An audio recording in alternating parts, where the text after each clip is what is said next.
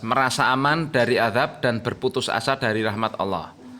Tujuan dari pembelajaran kita di bab ini yang pertama, murid dapat menerangkan bahwa merasa aman dari azab Allah dan berputus asa dari rahmat Allah termasuk dosa besar. Kasih garis bawah tuh, dosa besar. Jadi ada dua dosa besar di sini. Dosa besar pertama adalah merasa aman dari azab Allah. Yang kedua, putus asa. Ini juga dosa besar, dipahami. Kedua, tujuan pembelajaran kedua, murid dapat menjelaskan apa yang harus dilakukan oleh seorang mukmin dalam berjalan menuju Allah, yaitu dengan rasa takut dan berharap. Kalimat rasa takut dan berharap kasih garis bawah. Jadi seorang yang beriman, dia itu harus memiliki rasa takut kepada Allah dan sekaligus memiliki rasa pengharapan kepada Allah. Jadi nggak boleh hanya takut saja, tidak pernah berharap. Sebaliknya tidak boleh berharap saja tanpa takut. Ya, jadi orang itu harus seimbang. 3, murid dapat menyebutkan bentuk merasa aman dari ancaman azab Allah. Jadi nanti bagaimana tuh bentuknya orang yang merasa aman dari azab Allah itu. Kita baca mukadimah. Merasa aman dari ancaman azab Allah dan putus asa dari rahmat Allah termasuk keharaman. Kasih garis bawah nih, keharaman yang bisa mengurangi tauhid seorang hamba. Paham ya? Jadi ada dua perkara yang berbeda. Pertama apa tadi? Merasa aman. Lah yang kedua, putus asa. Ini dua-duanya ini dosa besar, dua-duanya ini haram. Bisa mengurangi tauhid seorang hamba. Maka wajib bagi kita untuk berhati-hati dari sikap tersebut. Dalilnya ada 4 di sini. Yang pertama, Allah mengatakan afa aminu makrallah fala ya'manu makrallahi illal qaumul khasirun. Apakah mereka merasa aman dari makar Allah? Lihat, makar Allah itu artinya apa? Di kosakata di bawah. Makrullah, makar Allah itu adalah pemberian Allah pada hambanya yang melakukan maksiat dengan kenikmatan. Kemudian baru diazab dengan azab yang sangat dahsyat di akhirnya. Artinya apa? Mungkin orang pernah dengar ya, aku itu maksiat terus, tapi ternyata rezekiku lancar. Ya enggak? Aku enggak sholat, wah ternyata juga sehat-sehat aja, enggak pernah dapat sakit.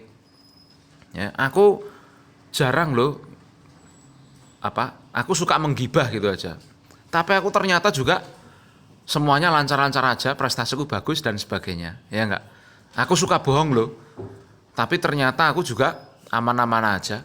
Ya enggak, aku suka lihat film Korea loh, tapi ternyata aku ya nyantai-nyantai aja hidupku, enggak ada masalah, enggak ada ini. Paham? Ini semua yang namanya makar Allah. Dilihat dulu nih. Jadi ketika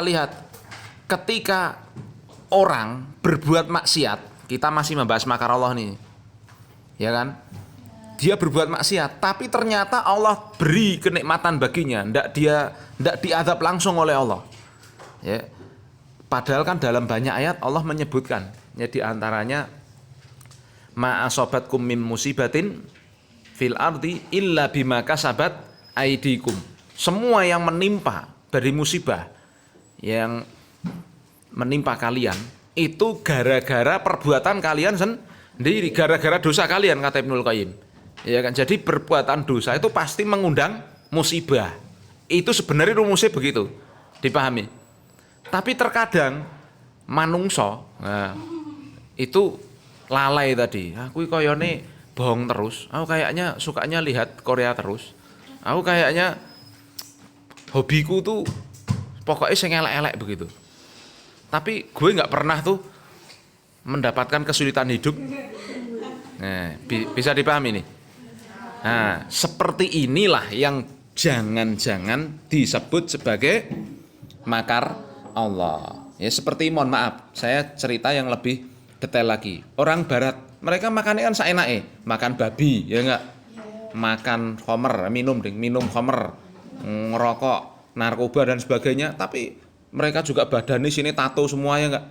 Tapi kaya-kaya aja, punya mobil, punya ini semua, jalan-jalan ke mana-mana juga nyantai aja kelihatannya. Nah, ini semua diantara bentuk yang diistilahkan dalam Al-Quran sebagai istidraj. Pernah dengar? Ya, jadi adabnya ditunda. Ya, dikasih dulu, ya. Dikasih dulu apa yang ya mereka carikan cuma urusan dunia, ya enggak? Kasih aja. Maka dalam banyak dalil, diantaranya hadits Nabi SAW, Allah itu memberikan dunia pada orang yang Allah cintai dan pada orang yang tidak Allah cintai. Makanya untuk urusan dunia, wong kafir bisa jadi lebih kaya daripada orang Islam, ya enggak? Tapi apakah orang kafir itu mesti dicintai Allah? Nah, ini masalahnya, dipahami. Nah, kita harus tahu di situ kalau kita itu berbuat maksiat apa kok ternyata lancar-lancar wae uripe. Jangan ini bentuk tipu daya dari Allah, bentuk makar dari Allah. Jadi kita kan bisa ya berbuat makar. Saya kasih gambaran. Antuna misalkan ini cuman misalkan, punya temen suka jahil terus, ya enggak? Udah biarin aja dia, jahilin aku terus. Nanti suatu saat tak bales. Ya, gitu ya enggak? Bisa kan seperti itu? Manusia aja kadang bisa tuh, ya enggak? Ya biar dia jahilin aku terus. Nah, Allah dimaksiati juga gitu.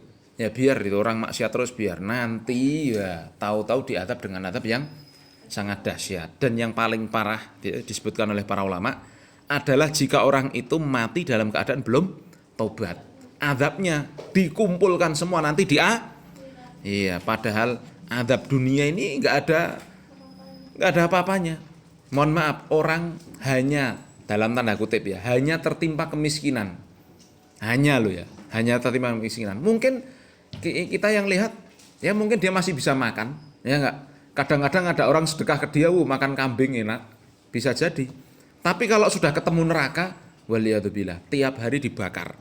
Ya, jadi ini kan adab yang paling pedihnya, dibalas oleh Allah di akhirat. Maka ini dia, kembali ke ayat, apakah mereka merasa aman dari makar Allah? Maka Allah nyatakan setelahnya, fala ya'manu makrallah, maka tidaklah ada yang merasa aman dari makar Allah kecuali kaum yang khosirun. Apa itu khosirun? Khosirun itu mana aslinya sebenarnya merugi. Tapi di sini lihat artinya kaum yang binasa. Jadi orang yang kepedenan, ya, merasa aman dari azab Allah, enggak mungkin Allah itu cintaku, enggak mungkin aku tuh diazab. Enggak mungkin Allah itu aku maksiat sithik rapopo lah. Allah kan cinta sama aku. Enggak mungkin aku tuh diazab Allah. Nah, kalau ada orang merasa seperti itu, berarti dia itu orang yang merugi, baik di dunia maupun yang lebih parah nanti merugi di akhirat. Kerugian yang nyata adalah ketika orang benar-benar dimasukkan ke neraka, waliyadzubillah. Ya. Baik, kemudian ya kita baca yang berikutnya, dalil yang kedua. Kalau tadi bicara tentang makar Allah, sekarang bicara tentang putus asa. Nah, jadi kan kita tadi di awal sudah sebutkan, pembicaraan kita ini dua dosa yang berbeda.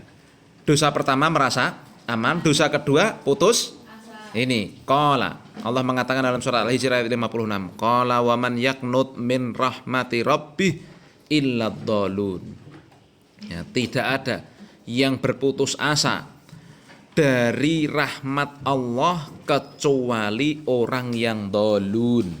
Lihat, yaknut itu artinya kosakata di bawah, kunut itu artinya menganggap mustahil adanya jalan keluar dan berputus asa.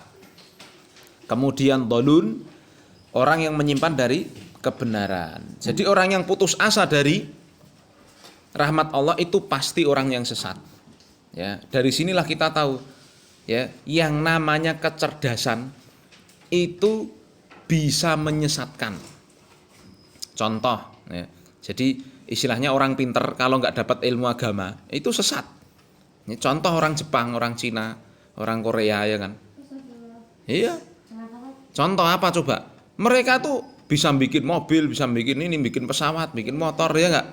Tapi kalau ada masalah ngapain mereka? Bunuh diri. Iya enggak? Loncat dari lantai 7 mati. Terus orang Jepang itu, wah kerjaannya enggak selesai, ngambil pedang bunuh diri, waliyadzubillah. Kata mereka itu terhormat menurut orang Jepang, padahal itu kesesatan yang luar biasa. Ya, ini orang sesat ini, ya. Bisa dipahami sekarang, ya. Maka dari itu orang yang berputus asa dari rahmat Allah, menganggap tidak ada jalan atas segala masalahnya, dia itu orang yang sesat. Hakikatnya semua masalah itu pasti ada jalannya. Wong Allah sudah jelas sekali menyebutkan inna ma'al usri, sungguhnya bersama kesulitan pasti ada kemudahan. Ini loh kuncinya, ya enggak? masalah apapun, seberat apapun. Ya saya rasa kalau kita hidup di dunia itu masalah kita nggak lebih berat daripada orang-orang Palestina. Ya enggak? Orang Indonesia itu kita itu sak berat-beratnya belajar. Sih berat di sana. Ya orang mau belajar tahu-tahu ngoeng roket diar piye coba. Ya, orang baru belajar yang diroket apartemen bapaknya. Jadi nanti dia pulang dikabari bapakmu udah meninggal, ibumu meninggal, adikmu meninggal piye coba. Ya, di sana terjadi ya enggak? Ini masalah. Tapi orang-orang Palestina ternyata yo survive. Mereka berusaha bertahan sebaik mungkin ya enggak? Dan mereka hidup sampai sekarang. Bangsa Palestina itu masih ada sampai sekarang. Nah kita orang yang terlalu enak, ya enggak? Enak oposite kok berputus. Nah ini berarti yang kebangetan kitanya. Maka kita jadikan catatan ini. Orang putus asa itu adalah orang yang sesat. Paham? Ya, jadi jangan sampai putus asa itu. Kemudian dalil yang berikutnya yang ketiga. An Ibnu Abbasin radhiyallahu anhuma anna Rasulullah sallallahu alaihi wasallam suila anil kabairi. Ya kasih harokat ya kan. Nabi ditanya tentang dosa besar. Faqala, kemudian Nabi menjawab, kurung buka, asyirku billahi wal ya'su min ruhillahi wal amnu min makrillahi. Dosa besar, asyirku billah, yang pertama adalah syirik, menyekutukan Allah. Yang kedua, ya'su min ruhillah, putus asa dari rahmat Allah. Lalu yang ketiga, wal amnu min makrillah, merasa aman dari makar Allah. Hadis ini diriwayatkan oleh Imam Al-Bazzar. Ya. Jadi Nabi memberi gambaran, ini bukan batasan. Ya, di antara dosa besar yang harus kita ketahui tiga ini. Syirik, putus asa, kemudian merasa aman dari makar Allah. Jelas ya. Jadi putus asa itu dosa besar, saudara-saudara. Saudari ya. Ya, putus asa itu dosa besar. Makanya jangan sampai bagi kita itu apa? Ada rasa putus asa dalam apapun itu. Ya. Taib. Kemudian terakhir ini athar dari Abdullah bin Mas'ud wa an ibni Mas'udin radhiyallahu anhu qala. Abdullah bin Mas'ud mengatakan. Jadi ini perkataannya Ibnu Mas'ud. Beliau mengatakan kurung buka, akbarul kabairi. Akbarul kabairi, dosa besar yang paling besar. Yang pertama, al-isyraku billah. Urutan pertama adalah syirik kepada Allah. Lalu urutan kedua, dosa besar yang paling besar adalah wal amnu min makrillah, merasa aman dari makar Allah. Lalu yang ketiga, wal kunutu min rahmatillah. Yang ketiga, putus harapan dari rahmat Allah. Yang keempat, wal ya'su min ruhillahi, kurung tutup, putus asa dari pertolongan Allah. Masya Allah ya. Diurutkan oleh Abdullah bin Mas'ud. Yang pertama syirik, kedua merasa aman dari makar Allah, ketiga putus asa dari rahmat Allah, keempat dia merasa Allah tuh nggak bakal menolong dia. Jadi merasa Allah tuh nggak menolong dia, itu ini dosa besar ya. Ya makanya Nabi Musa ya, ketika sudah di hadapan laut dan Bani Israel sudah merasa wah nggak mungkin selamat kita dari kejaran Fir'aun ya. Nah Nabi Musa apa yang beliau katakan? Oh kita pasti binasa wahai Musa, kan Bani Israel udah bilang begitu ya. Tapi Nabi Musa mengatakan ya bagaimana innallaha ma'ana ya, inna rabbiya ma'i, sungguhnya Allah bersamaku ya. Nah, beliau yakin Allah pasti menolongnya dalam keadaan depannya laut, belakangnya musuh, dan sudah saling melihat ya, falam mataro'a ya, mereka sudah saling melihat itu, musuh dan Nabi Musanya sudah saling melihat, dan Nabi Musa membawa banyak orang ya. Maka yakin semua masalah pasti ada jalan keluar, pasti Allah Subhanahu wa taala, kalau kita dekat pada Allah, Allah pasti akan menolong kita ya. Nah, pokok pembelajaran yang pertama, ancaman yang keras bagi orang yang merasa aman dari makar Allah. Ya, ancaman keras. Seorang hamba hendaknya senantiasa merasa takut terhadap Rabb-nya dan menjauhi dosa dan maksiat. Harusnya kan dia begitu, ya. Karena Allah sangat keras hukumannya terhadap orang yang bermaksiat kepadanya. Sangat kuat dan sangat mampu untuk membalas. Ini tolong kasih garis bawah nih. Sangat kuat dan sangat mampu untuk membalas. Allah tuh kan ngelarang kita dari berbuat jelek, ya enggak? Kita saja kalau sama orang tua dilarang, nduk, awas jangan berbuat ini misalkan. Ketika kita ngelanggar apa yang terjadi? Dihukum sama orang tua, ya enggak? Dihukum. Ya bisa dijewer, bisa dicubit misalkan, ya enggak? Ya. Atau bisa dipukul, ya, misalkan. Orang tua kita itu, ya enggak? Ketika larangannya diterjang, paham? Nah, Allah Ta'ala itu sangat kuat dan sangat mampu untuk membalas, paham? Nah, maka barang siapa yang diberi kulasan nikmat dan kebaikan, sedangkan dia dalam keadaan berbuat maksiat, merasa aman dari hukuman dan kemurkaan Allah, sesungguhnya hal itu merupakan istidraj, kasih garis bawah, istidraj dari Allah. Maka tidak ada yang merasa aman dari adab Allah yang sangat dahsyat. Allah mengatakan, fadharni wa may yukadzibu bihadzal hadithi sanastadrijuhum. Kalimat sanastadrijuhum kasih garis bawah, min haitsu la ya'lamun. Maka biarkan aku dan orang yang mendustakan perkataan ini, artinya mendustakan Al-Quran. Sungguh kami akan istidraj mereka dari sisi mereka yang tidak mengetahuinya, dari arah yang mereka tidak mengetahuinya. Istidraj itu apa? Istidraj itu diberi nikmat dulu untuk diazab di akhir. Ya, jadi penundaan azab, ya, dia biar semakin lalai, semakin tenggelam. Nah, di akhir seperti kaumnya Nabi Lut, ya enggak, langsung dihukum dengan sangat pedih, ya. Kemudian Allah mengatakan setelahnya itu, wa umli lahum inna kaidi matin. Ya, dan aku beri tangguh pada mereka, aku biarkan mereka begitu dulu, ya. Aku katakan pada mereka, sungguhnya kaidi, ya, rencanaku amatlah kokoh, kata Allah Subhanahu wa ta'ala. Ya, jadi terakhir ini kesimpulannya, sungguhnya merasa aman dari makar Allah termasuk dosa terbesar, karena akan mengantarkan pada sikap meremehkan perkara yang diharamkan. Ini dia sebabnya.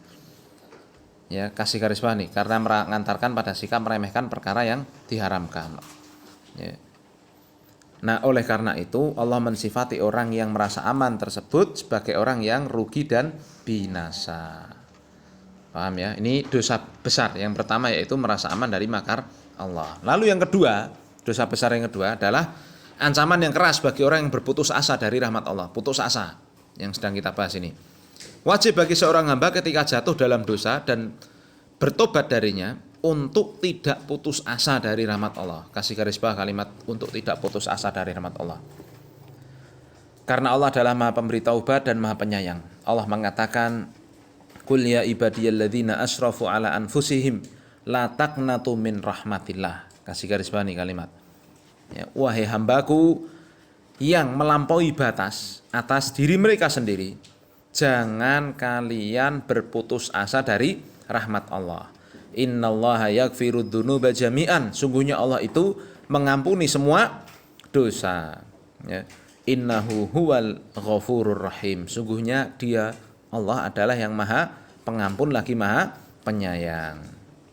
Nah, dan apabila mendapatkan kesulitan, jangan menganggap jauh jalan keluar. Nih penting banget nih, kasih garis bawah nih.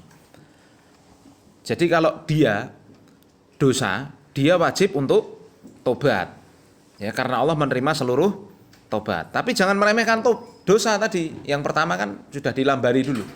Kita itu tidak boleh meremehkan dosa. Tapi manusia itu kan pasti punya salah dan dosa, ya enggak? Dia berusaha baik begitu, suatu ketika datang temennya ngajak ngobrol, ternyata ngobrolnya ghibah. Gimana itu gitu? Ustadz itu gini ghibahin, ya kan? Ini kan dosa, ya enggak? Kalau terjadi perbuatan seperti itu, apa yang harus dilakukan? Tobat, paham? Kalau berbuat dosa, tobat. Lalu yang kedua, kalau dapat kesulitan, jangan menganggap tidak ada jalan keluar. Ini orang beriman tuh begitu, ya. Karena sungguhnya Allah maha mampu, maha mengabulkan doa, dan tidak ada segala sesuatu yang ada di langit maupun di bumi yang mampu melemahkan Allah. Ya, jadi ada masalah. Sampai saya pernah punya cerita, ya, temen bangkrut, punya utang 500 juta. Masya Allah, ya. Sudah bangkrut, rumahnya terjual, hartanya terjual dan sebagainya, masih punya tanggungan utang 500 juta. Ayo coba. Alhamdulillah. Ya, tikun Allah islih balakun. Ya. Tapi ternyata ya pede aja ibaratnya. Ya, hidup harus jalan, dia berusaha lagi, sekarang kayak lagi. Ya. Bahkan ya belum lama, mungkin 2 tahun yang lalu, ada teman saya ya pengusaha agak besar begitu ya. Enggak sampai bangkrut sih. Intinya usahanya rugi sampai 3 miliar coba. Ya, dia pengusaha besar gitu. Tapi alhamdulillah sekarang udah balik lagi. Ya, karena dia yakin semua itu ada jalan keluar. Paham ya? Baik, jadi apapun ya kalau kita doa pada Allah, minta pada Allah, pasti Allah akan beri pertolongan. Dan ingat, orang beriman itu semboyannya kata Allah, "Wa man yatawakkal 'alallahi fahuwa hasbuh." Ya. Siapa yang bertawakal pada Allah, pasti Allah akan mencukupinya. Kemudian maka terakhir ini, maka berputus asa dari rahmat Allah termasuk dosa terbesar, kasih garis bawah tuh. Ya. Karena hal tersebut merupakan suudzon. Nah, kasih garis bawah kalimat suudzon terhadap Allah. Putus asa kok bisa itu dosa besar karena dia suudzon pada Allah. Ya. Oleh karena itu Allah mensifati mereka sebagai orang yang sesat, yang menyimpang dari jalan kebenaran. Nah, kalau orang Jepang, orang Korea, orang Cina tadi kenapa kok putus asa? Terus mereka nggak pede. Mereka kok pede putus asa? Karena mereka nggak punya Tuhan. Sesembahane matahari, sesembahane patung, ya nggak. Ya, makanya apa? Mereka nggak ada petunjuk, ya, dan sangat jauh sekali dari Islam. Tapi jadi orang Islam tidak boleh yang namanya apa? Putus asa. Paham ya? Ketiga, seorang muslim berjalan di antara khauf dan roja. Lah ini penting nih. Kalimat khauf kasih garis bawah 1, roja kasih garis bawah 2, begitu. Seorang muslim hendaknya berjalan menuju Allah di antara rasa khauf. Khauf itu takut ya. Dan roja itu berharap. Dan ini harus berimbang. Maka jangan berlebihan dalam sisi khauf sehingga dia jatuh dalam dosa berupa sikap putus asa. Kasih garis nih. Orang itu kalau kelebihan ketakutannya, jadinya apa? Putus asa kan? Wis rasa wae sisan. Kamu kok kenapa dosa ini kok gak tobat? Wah, aku udah terlalu banyak dosanya. Udahlah sekalian aja nyemplung neraka gitu. Nah, lihat bilang, ini orang putus asa kok, ya enggak? Jadi banyak seperti itu karena dia terlalu takut. Ya, wah aku kalau tobat pasti nggak diterima deh sama Allah. Aku kalau ini ya ini namanya rasa takutnya berlebihan, paham? Dan sebaliknya, jangan pula berlebihan dalam sisi roja sehingga terjatuh dalam dosa besar berupa sikap merasa aman dari makar Allah. Kasih garis bawah. Jadi kalau dia kepedean hanya berharap tok, oh nggak mungkin tadi loh. Allah menyiksa aku tuh nggak mungkin. Aku kan dicintai sama Allah. Pahala aku kan banyak, amal kan banyak, nggak mungkin Allah nyiksa aku. Nah ini namanya kepedean. Pengharapannya terlalu besar. Nah maka nggak boleh, dua-duanya tuh nggak boleh. Orang terlalu takut tidak boleh, orang terlalu pede juga tidak. Nah, tapi hendaknya dijadikan keduanya seperti saya burung. Kasih garis bawah nih, saya bagi burung. Ya, jadi khauf dan roja itu dijadikan seperti saya burung. Maksudnya apa? Burung itu kalau sayapnya ke kiri terus yang dia kepakkan apa yang terjadi? Nah, terbangnya ngiri terus no. Terbangnya ngiri terus jatuh ya enggak? Kalau dia mau terbang lurus apa yang dia kepakkan? Ya kadang kanan, kiri ya enggak, dia jaga keseimbangannya. Kalau kiri terus yang ngiri terus akhirnya jiblok. Atau dia ngepain yang kanan terus ya, kanan terus muter-muter terus jatuh nanti. Nah, ini sama salahnya, paham? Jadi dia harus seperti burung tadi. Khauf dan rojaknya itu seperti burung, ya. Rojaknya di sisi kanan, khaufnya di sisi kiri. Ya, ada sebagian ulama menyebutkan di antaranya Syekh Utsaimin, kalau baru dapat nikmat, ya, khaufnya ditambahkan. Jangan-jangan ini ya merupakan ujian nikmat ini. Maka harus ingat Allah. Ya, aku kalau dapat nikmat, aku infak, aku ingat saudara-saudaraku yang miskin dan sebagainya, infak ya. Kalau baru dapat ya sedih, ya sakit dan sebagainya, dia besarkan rasa harapnya. Ya Allah, ini semoga sakitku ini menjadi penggugur dosaku. Ya Allah, semoga sakitku ini jadi apa? Peringan besok timbanganku di akhirat, ya, dan sebagainya. Paham? Ya, jadi dia harus imbang itu antara rasa takut dan berharapnya. Nah, ketika ini disimpulkan, ketika jatuh dalam dosa, dia takut dari hukuman Allah. Ketika melakukan ketaatan, dia mengharap pahala dari Allah. Ini tolong kasih garis bawah nih kesimpulan. Jadi biar imbang, khauf dan rojaknya itu bagaimana? Ketika jatuh dalam dosa, dia takut dari hukuman Allah. Harus tuh, ya. berbuat apapun dosanya, sampai yang remeh tadi. Ya, seperti dosa remeh yang sering dilakukan wanita kan adalah apa? Ngegibah, ya enggak? Nah, begitu kan. Nah, ini apa namanya? Kalau dia merasa dosa, ya dia takut dari hukuman Allah. Jangan-jangan nanti gue kayak yang digibahin tuh. Nah, jangan, minimalnya kan kayak gitu. Ya, jangan sampai kayak gitu. Ya, maka kalau dosa langsung tobat. Nah, sebaliknya kalau sedang berbuat ketaatan, ya rajin sholat, rajin baca Quran, rajin ngafalin dan sebagainya, nah, dia di situ mengharap pahala. Ya Allah, aku tiap hari sholat, aku tiap hari sholat malam ya Allah, maka aku mohon padamu ya Allah ampunanmu, aku mohon padamu ya Allah petunjukmu, aku mohon padamu ya Allah rezekiku, ya rezeki untukku, rezeki untuk bapakku, rezeki untuk ibu dan sebagainya, didoa kayak begitu. Paham? Ketika dia sedang berbuat ketaatan, diperbesar rasa harapannya. Dipahami ya? Nah, ya Allah mengatakan wa yarjuna rahmatahu wa yakhafuna adzabahu. Ini karakter orang yang beriman. Orang beriman itu takut berharap rahmat Allah dan dalam saat yang bersamaan takut terhadap azab Allah. Ya. Sehingga orang beriman itu kalau nanti sampai dia mencari rezeki, dia kalau nyari rezeki rasa takut dan harapnya ada. Mode on, ya enggak? Nah, insya Allah nanti rezekinya halal itu. Ya, contoh orang nyari rezeki, wah ini kerjaan halal apa enggak nih ya? Kalau dia punya rasa takut kan dia mikir begitu ya enggak? Yang tak makan ini jangan-jangan halal atau haram nih ya? Kalau haram jangan sampai nih tak makan tak kasih keluargaku. Nah ini kalau orang nyari rezeki, khaufnya mode on, ya enggak? Tapi kalau orang nyari rezeki enggak punya rasa takut, wis apa ae dipangan. Ya enggak? Itu riba loh. Urusan, yang penting warak. Itu hasil dari korupsi loh. Alah urusan, yang penting di mobil. Kamu nggak punya mobil kan, kamu syirik padaku kan, gini misalkan. Jadi orang kalau sudah, ini contoh dalam kehidupan nyata ya nggak, hidup tapi nggak punya rasa takut ya kayak gitu. Korupsi nggak takut, riba nggak takut ya dan sebagainya nggak takut. Paham? Nah kalau nanti juga sama kalau sedang nyari rezeki, ini contoh lagi. Harapnya juga harus mode on, ya enggak? Wah, jualan bakso yang bagus, dibikin bagus dan sebagainya, nanti doa pada Allah, ya Allah semoga bakso hari ini lancar. Hari ini yang beli banyak ya Allah, begitu. Dia berharap begitu. Ya, jangan sampai jatuh pada yang haram, terus dia pengen mendapatkan harapan yang baik. Dipahami? Nah, inilah yang diwajibkan bagi setiap mukmin yang dengannya dia mendapatkan kebahagiaan di dunia dan akhirat. Ya. Tapi pokok pembelajaran terakhir, peringatan dari dosa-dosa besar. Kabair. Dosa besar itu dalam istilah ya bahasa Arab disebut dengan kabair. Jamak dari kabiroh, kabirotun begitu. Yang artinya adalah dosa besar. Apa makna dosa besar? Nih penting nih.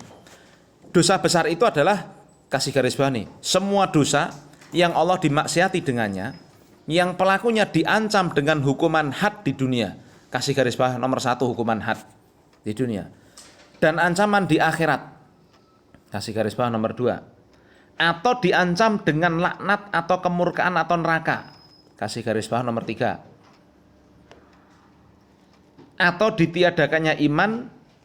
Kasih garis bawah nomor 4. Nah, jadi definisi dosa besar itu kurang lebih begini. Semua dosa yang ancamannya itu ada ancaman hukuman had di dunia. Hukuman had itu apa sih? Hukuman yang dituliskan dalam Al-Quran maupun hadis, yang dinyatakan secara detail dalam Al-Quran dan hadis. Contoh seperti hukum potong tangan, hukum rajam, ya hukum apa dipenggal kepalanya bagi orang yang membunuh, kisos itu loh. Ini semua adalah hukum had. Tidur. Nah, dipahami? Ya, jadi hukum had itu seperti itu, hukuman yang ditulis, ancaman hukumannya di dunia itu ditulis, bisa dipahami ya. Orang membunuh tadi kan ancamannya apa? Kisos, berarti siapa yang membunuh ya dosa besar, di kisos dia. Minum khamr ini dosa besar, karena di situ ada hukum cambuk yang diperlakukan dan yang semisalnya, dipahami? Bisa dipahami ya? Nah, atau yang kedua, dosa besar ini diancam di akhirat. Jadi disebutkan dalam Al-Quran misalkan, contoh ini, syirik kan banyak sekali ancamannya dalam akhirat. Wa man yusyrik billah faqad harramallahu alaihil jannah, ya enggak? Siapa yang menyekutukan Allah, maka Allah haramkan baginya surga. Wa ma'wahun nar. Nah, dipastikan setelahnya tempat kembalinya orang yang melakukan syirik itu pasti neraka. Berarti ini kan ancaman jelas ini di akhirat. Maka syirik itu adalah dosa besar. Contoh dosa besar lagi adalah apa? Misalkan uququl walidain. Apa? Durhaka pada orang tua, dan banyak sekali itu di Al-Qur'an dan hadis ya. Dipahami, ancaman di akhirat dan sebagainya. Paham? Nah, ini dosa besar. Kemudian definisi dosa besar yang ketiga itu dosa yang dilaknat dengan dosa yang diancam dengan laknat, murka atau neraka. Jadi kalau kita baca contoh nih dalam hadis, misalkan Nabi mengatakan la'anallahu akilar riba. Allah melaknat pemakan riba, wa mukilahu orang yang memberi riba. Ya. Wa katibahu orang yang menulis riba, wa syahidaihi dan dua saksinya. Semuanya dilaknat oleh Allah ya, melalui lisan Nabi. Berarti riba ini dosa karena diancam dengan paham. Lalu yang keempat, ditiadakannya iman. Kita kan sering baca ya hadis la yu'minu ahadukum begitu loh. Paham? Ya, begitu. Jadi orang yang meninggalkan itu dia ya dosa besar. Dipahami? Nah, maka semua ini digabung dalam ucapan Nabi, aku berlepas diri dari orang yang berbuat demikian dan demikian. Ya, jadi maksudnya dosa besar ini. Nah, di antara dosa besar yang disebut dalam hadis di atas oleh Ibnu Abbas ya dan juga Athar Ibnu Mas'ud adalah dua ini. Yang pertama, menyekutukan Allah. Dosa ini menghilangkan tauhid dan merupakan dosa terbesar dari dosa-dosa besar yang merupakan dosa terbesar yang Allah dimaksiati dengannya. Kalimat menghilangkan tauhid dikasih garis bawah. Ya, syirik itu dosa paling besar. Kenapa? Karena mencabut tauhid, menghilangkan tauhid. Lalu yang kedua B, ya, putus asa dari rahmat Allah, merasa aman dari makar Allah. Ini dosa besar. Kenapa? Karena mengurangi tauhid, kasih garis bawah nih. Ya, kalau yang syirik tadi menghilangkan tauhid, kalau yang di bawahnya itu mengurangi tauhid, imannya lemah, imannya melorot. Ya. Nah, maka sungguhnya wajib bagi setiap mukmin untuk menjauhi semua bentuk dosa besar agar termasuk orang yang dijanjikan Allah dalam firman-Nya, in tajtanibu kabaira ma tunhauna anhu. Jika kalian menjauhi dosa-dosa besar yang kalian dilarang darinya, nukafir ankum sayyiatikum, kami pasti akan menghapuskan kesalahan-kesalahan kalian, mengampuni dosa-dosa kalian. Wa nudkhilkum mudkhalan karima, dan kami pasti akan masukkan kalian dalam tempat yang mulia, yaitu surga Allah Ta'ala, bagi siapa yang menjauhi dosa besar. Maka dalam pembahasan kita ini, putus asa itu adalah dosa besar, merasa aman adalah dosa besar. Keduanya wajib untuk dijauhi. Kita kerjakan evaluasinya.